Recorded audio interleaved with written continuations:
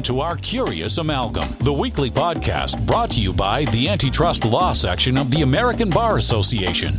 Our Curious Amalgam explores the fascinating and increasingly overlapping world of competition, consumer protection, data protection, and privacy law. Each week, we bring you leading global experts on the most compelling issues of the day. Enjoy the show.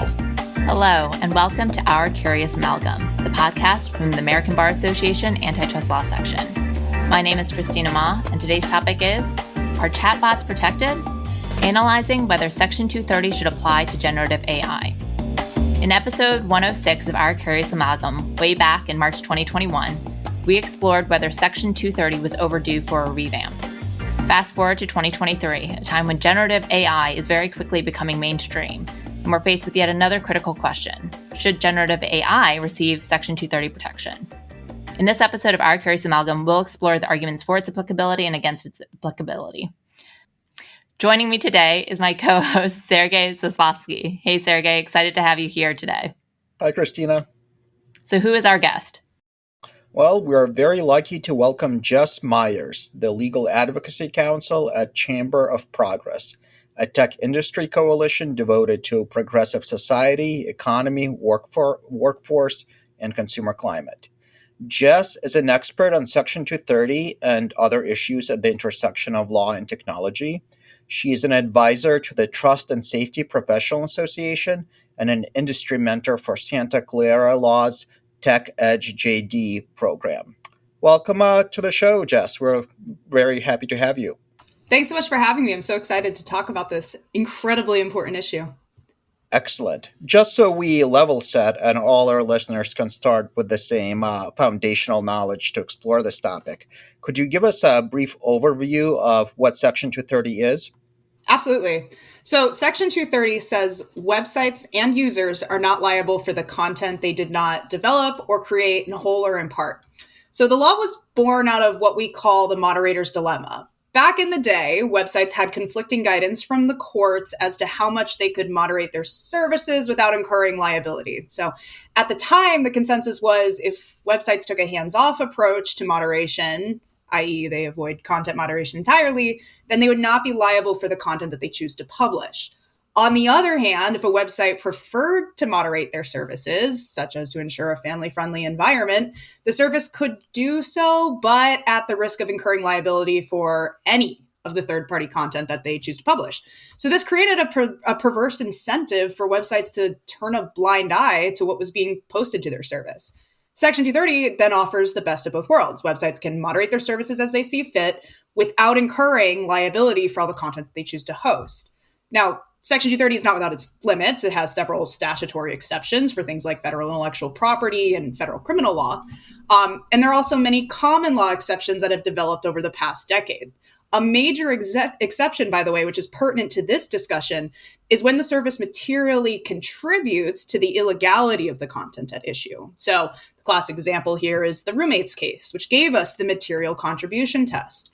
If websites encourage illegal content, or they design their service in a way that would force users to engage in illegal expression, the service may be disqualified from the 230 defense. Otherwise, Section 230 protects websites from liability for the content they didn't create, for the content that they decide to do moderation on, such as content removal, and it protects users who engage with that third-party content as well. So all of us.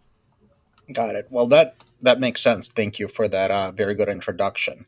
And we're going to be talking about generative AI, and I'm sure all of our listeners have heard of generative AI. It's hard not to hear about it. It's in the news all the time. But I bet many of our listeners are not sure how it works. Can you give a really brief explanation of how it works, especially to the extent it's relevant to the questions of Section 230 applicability? I am so glad that you're asking this question at the outset. I often feel like it gets lost in the weeds with the intermediary liability discussion at large, when in reality, we should always start with how the new technology works and then ask whether that new technology demands exceptional treatment under our existing laws. So generative AI products, and I use ChatGPT a lot as an example. I think that's the one most folks are familiar with. So, products like ChatGPT, they use what's called a large language models, to produce a reasonable continuation of human-sounding responses. So what that means is that ChatGPT's core function is to provide a reasonable output based on the user's query or input and the training data that ChatGPT, these generative AI products, have used that is part of their data set. And that data set could consist of billions of pages of publicly available information on the web or other users who are interacting with the service, and any other data sets that the model can source data from. For now, while ChatGPT and similar products, they seem impressive, but the technology driving these products, in my opinion, as a technologist, is not. Generative AI products, they're not computing anything. They're not sophisticated enough to operate outside of human-aided guidance or control. Which leads to my hot take that I think has gotten me here in the first place is, ChatGPT and similarly situated generative AI products are actually more functionally akin to an ordinary search engine and other predictive technologies like autocomplete. Well, thanks for that, Jess.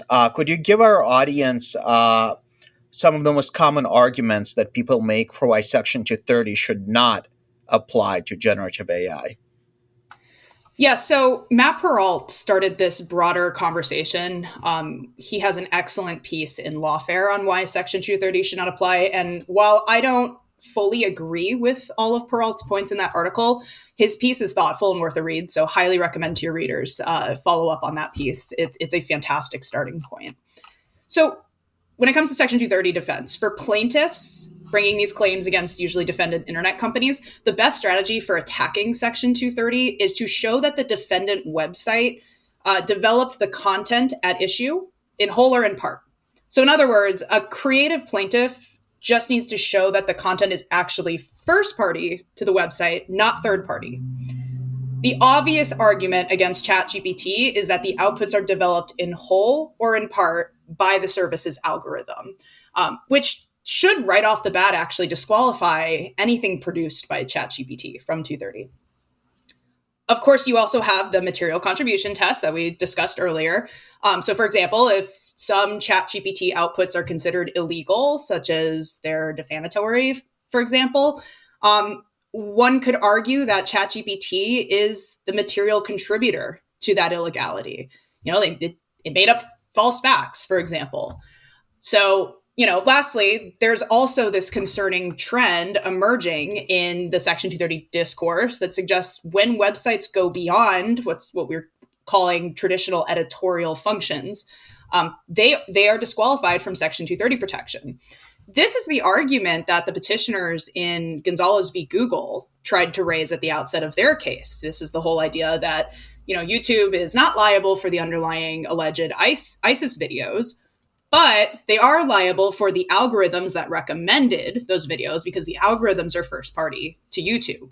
The same sort of argument comes up here with ChatGPT. ChatGPT isn't liable for the input that the user gave, but perhaps because of their generative AI algorithms that are created by OpenAI or any other company that runs generative AI products, they could be liable for that. This is sort of a conduct versus content type of argument that we've seen emerging.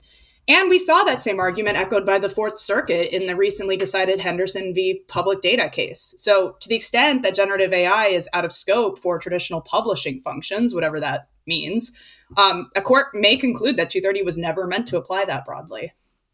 And just for our listeners who may not be familiar with the Henderson case, could you give just a really quick recap of how that applies to the question we're discussing? Absolutely. So in the Henderson case, there's this website, I think it's called Public Data. It's one of those, it's a FCRA case, so the Financial Credit Reporting Act.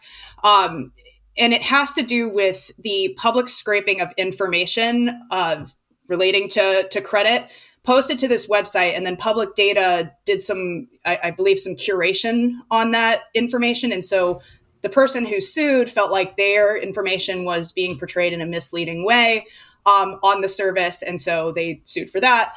The Fourth Circuit came back and said, actually, taking summaries of or snippets of information is not considered "quote unquote" a traditional editorial function, and that Section 230 only applies to traditional editorial functions. This is, I guess, alluding to the idea that a traditional editorial function is something like, just keeping content up or removing content, which is ridiculous. I mean, content moderation is binary, and the courts have accepted for many years that as part of that publishing function, curation and summarizing and contextualizing content also qualifies for Section 230 protection. Okay. So let's get into the arguments of why Section 230 does apply to generative AI. What are the strongest arguments on that side of the issue?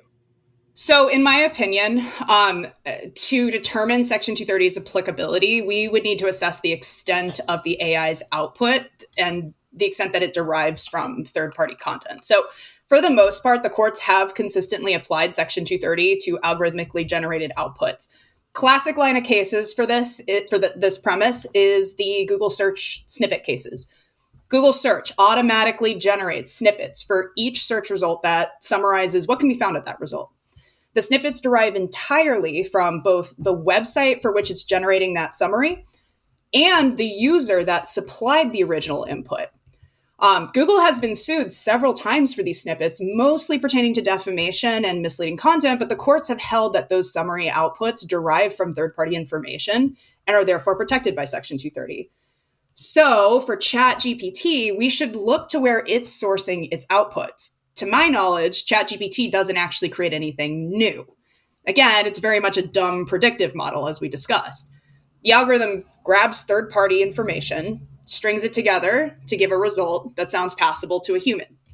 And keep in mind as well, the user's query is a huge part of that third-party driven output as well. So ChatGPT doesn't create outputs out of thin air, for example. It relies entirely on another information provider to seed that result. Without that user query, ChatGPT is functionally useless. The roommate's material contribution test would, in my opinion, favor Section 230 as well, even though folks on the other side would say, roommates would take ChatGPT out of 230. ChatGPT does not encourage users to submit queries that would demand illegal outputs, for example. And to our knowledge, ChatGPT doesn't design its service to prompt illegal content either. In fact, for those of you who have used it, it's quite the contrary. ChatGPT will not give responses to queries that even try to walk the line. So even for legal speech, like adult content, ChatGPT will not respond. But especially for queries like, those that attempt to engage in illegal discrimination, ChatGPT will not respond. It'll warn the user. More importantly, though, Section 230 is only implicated when there is actually a viable claim to be made. So, for example, it's unclear among First Amendment experts whether ChatGPT can even engage in defamation. As Eugene Volokh pointed out in a recent post, the key inquiry for defamation is whether challenged expression would reasonably appear to state or imply assertions of fact.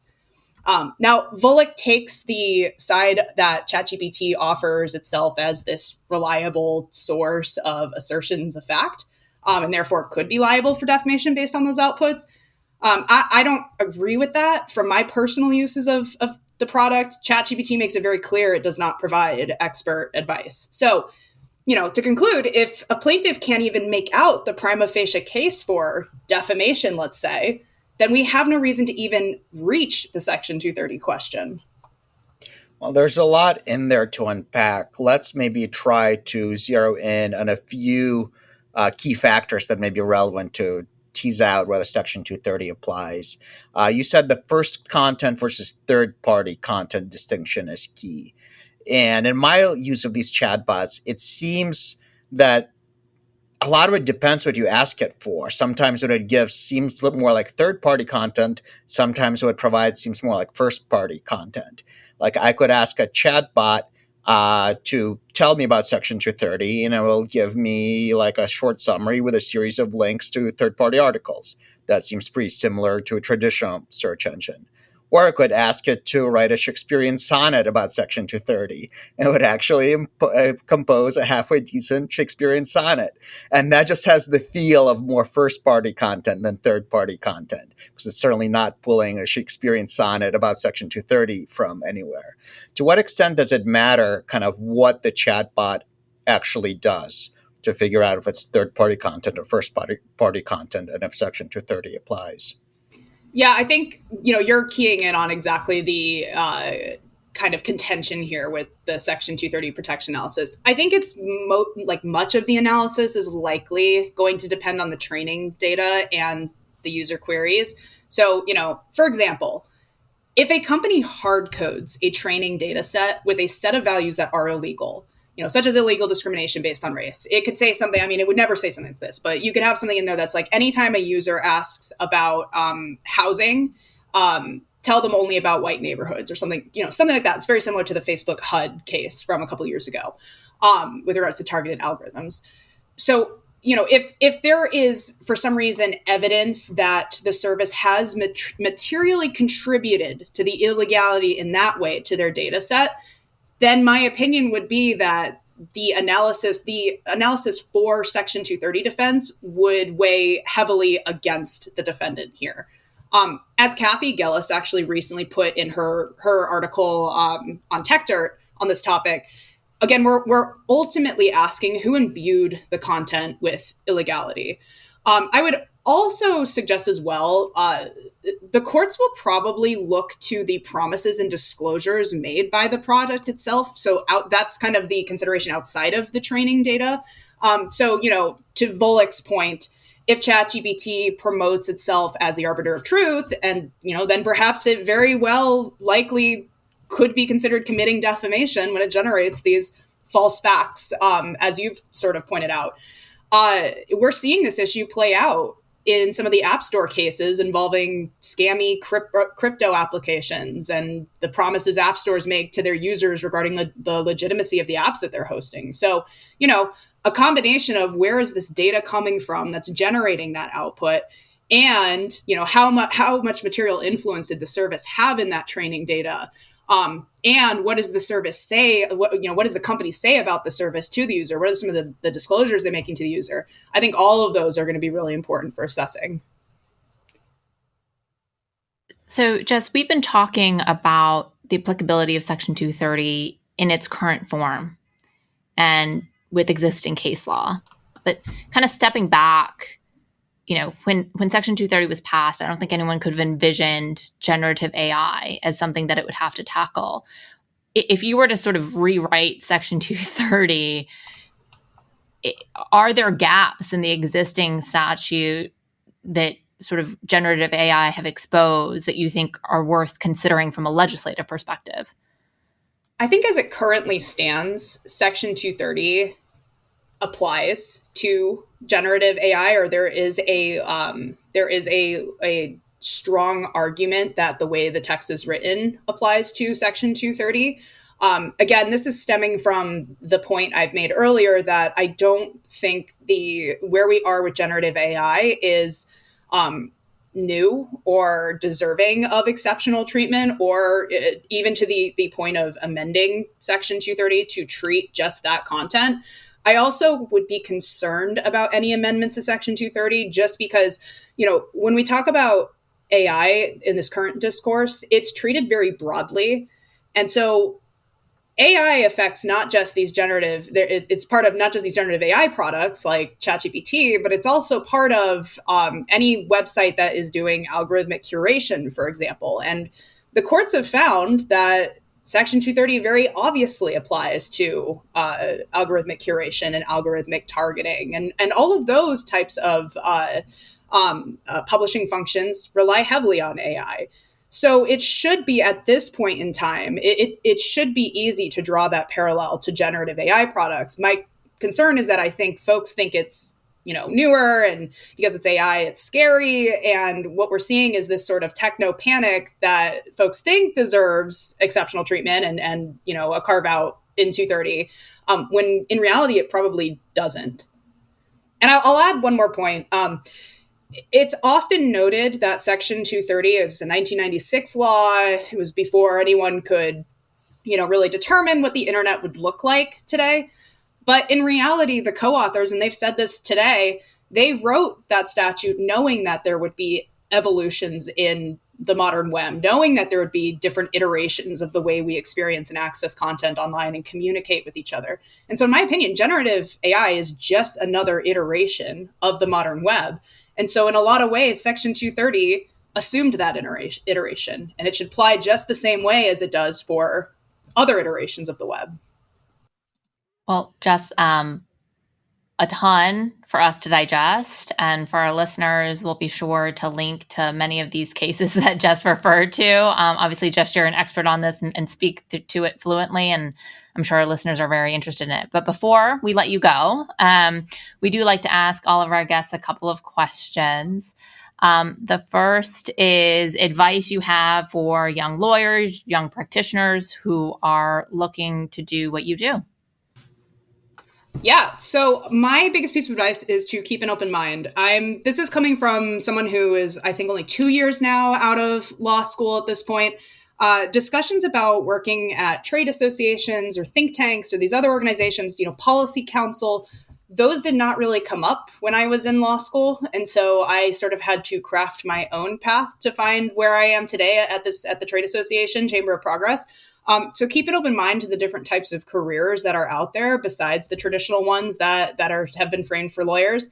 And then intellectual curiosity as well. So think about, the more you can become an expert on a niche topic in your field of interest, the more you can become that person that folks go to as the credible expert, the more of these opportunities will open up in the space for you to be able to, participate and create your own jobs and roles out of as well. So, do a lot of reading, be curious, ask questions, be daring. I will say, for this discussion on generative AI and 230, I sit on kind of a lonely island here. A lot of folks disagree with my takes on 230 and generative AI, but that's also okay. I'm presenting the counter opinion. And so that's what's helped me stand out a little bit in this field as well. So don't be afraid to speak your mind on those issues too.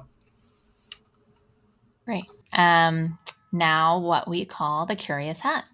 And now it's time for the Curious Hat.